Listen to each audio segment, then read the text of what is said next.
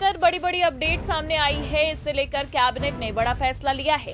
केंद्रीय मंत्री अश्विनी वैष्णव ने कहा कि जातियों की गणना जनगणना में होगी।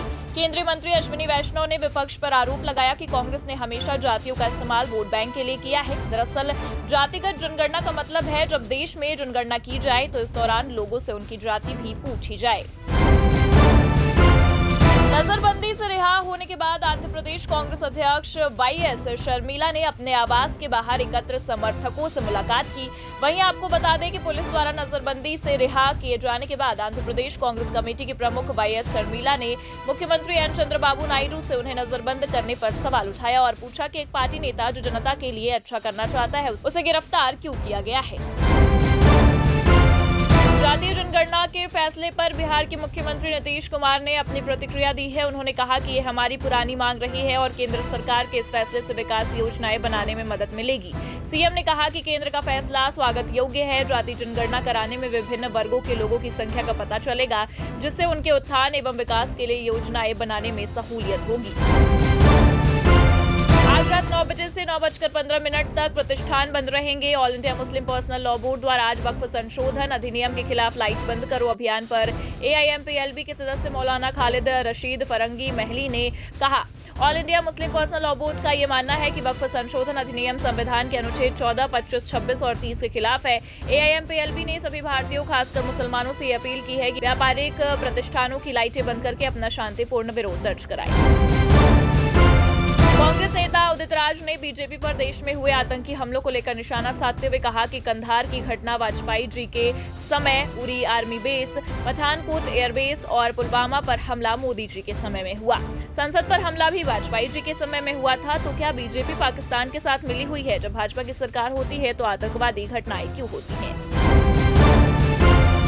कोलकाता के मेचुआ इलाके में होटल में आग लगने की घटना पर बोलते हुए केंद्रीय शिक्षा एवं पूर्वोत्तर क्षेत्र विकास राज्य मंत्री तथा पश्चिम बंगाल भाजपा अध्यक्ष सुकांत मजूमदार ने कहा कि ये एक बहुत बड़ी आग थी जो आकस्मिक नहीं थी और न ही पहली बार हुई है।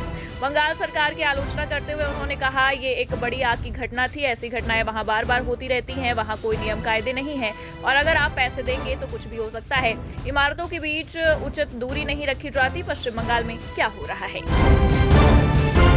जातीय जनगणना पर राजनेताओं की लगातार प्रतिक्रियाएं सामने आ रही हैं। वहीं सरकार के इस फैसले को लेकर सपा मुखिया अखिलेश यादव ने अपनी प्रतिक्रिया व्यक्त की है। बता दें कि सपा चीफ ने यह भी कहा कि जनगणना ईमानदारी से होनी चाहिए। बीजेपी ने यह फैसला हमारे दबाव में लिया है। उन्होंने लिखा, जातीय जनगणना का फैसला 90%, पीडीए की एकजुटता की 100% जीत है। हम सबके सम्मिलित दबाव से भाजपा सरकार मजबूरन ये निर्णय लेने को बाध्य हुई है। सामाजिक न्याय की लड़ाई में ये पीडीए की जीत का एक अति महत्वपूर्ण चरण है। जम्मू कश्मीर अपनी पार्टी के उपाध्यक्ष गुलाम हसन मीर ने पहलगाम आतंकी हमले पर प्रतिक्रिया व्यक्त करते हुए कहा कि यह घटना बहुत गलत थी, लेकिन जम्मू कश्मीर के लोगों द्वारा उठाए गए कदम सही थे। उन्होंने कहा, पहलगाम की घटना बहुत गलत और अमानवीय थी, लेकिन इसमें शामिल आतंकवादियों का इरादा सभी को परेशान करना था। लेकिन जम्मू कश्मीर के लोगों द्वारा उठाए गए कदम उचित थे। हम सब एक है, हम सरकार के साथ हैं।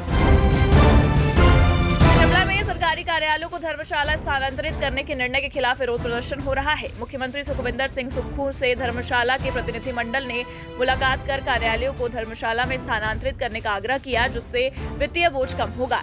सरकार रेरा और वन निगम कार्यालय को पहले ही शिफ्ट करने का फैसला कर चुकी है। शिमला में हो रहा विरोध इस फैसले के खिलाफ है।